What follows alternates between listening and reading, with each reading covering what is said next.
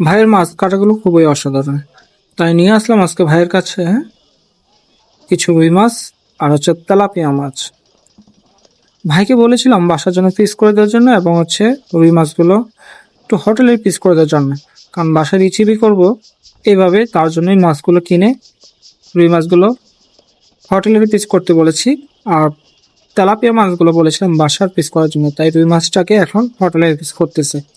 ভাইয়ের কাটিংগুলো খুবই সুন্দর এবং অ্যাকুরেট কাটিং।